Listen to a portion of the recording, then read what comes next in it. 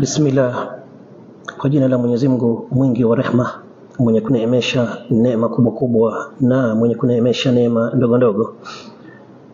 Kwa majina ni Sheikh Abu Qatada, chairperson wa Pwani Patriotic Religious Leaders.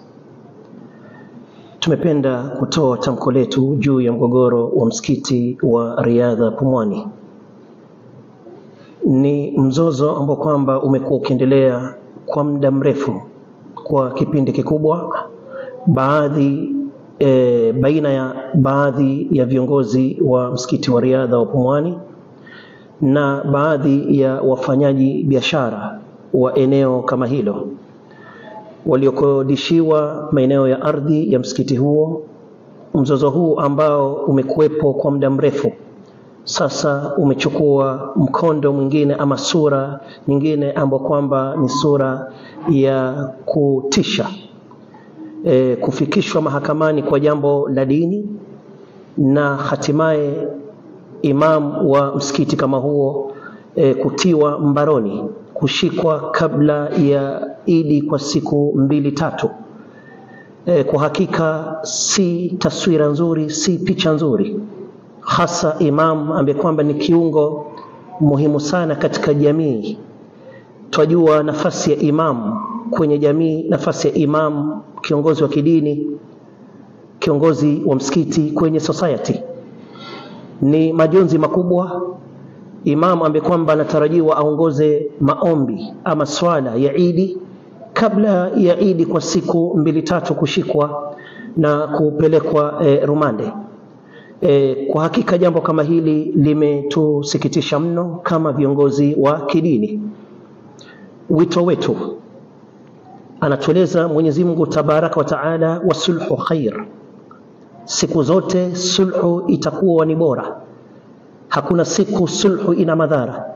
Ipo haja pande zote mbili waregeshe nyoyo zao nyuma na wamweke Mwenyezi Mungu mbele. Kikao kifanyike cha dharura na viongozi mbalimbali wa kidini wajitokeze kwa jambo kama hili, kwa sababu ni jambo la kidini, ni nyumba Mwenyezi Mungu.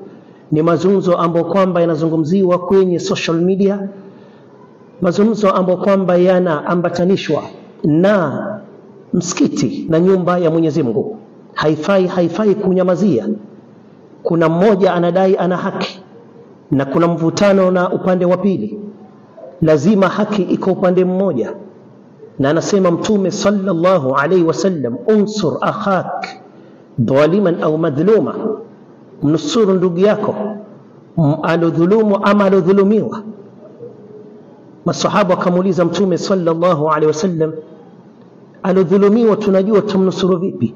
Je, dhalim mwenye kudhulumu tumnusuru vipi?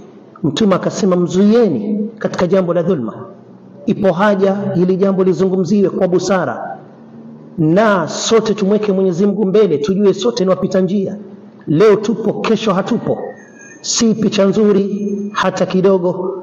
Sasa hivi dunia imekuwa ndogo. Habari kama hizi, habari ambazo kwamba zinahusika na Uislamu, habari ambazo kwamba zinahusika na dini, ziwe ni zenye kuzungumziwa katika platform ya social media, katika mitandao ya kijamii. Kila aloko pembe zote za dunia anashuhudia yanayojiri.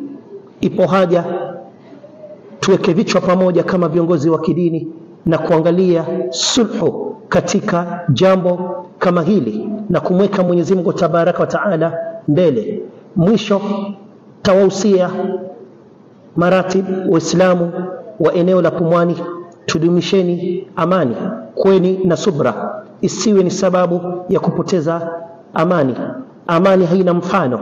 Naam, lazima hikma zitumike, lazima subra ifanye kazi, lazima watu wenye busara watumike, wala tusitangulize hamasa zaidi, huenda tukaharibu badala ya kutengeza. Na tunawakumbuka kwa dua zetu, na insha Allah kila kitu kina mwisho, yatamalizika kwa njia nzuri. Subhanakallahumma bihamdika ashhadu an la ilaha illa anta nastaghfiruka wa natubu ilaik.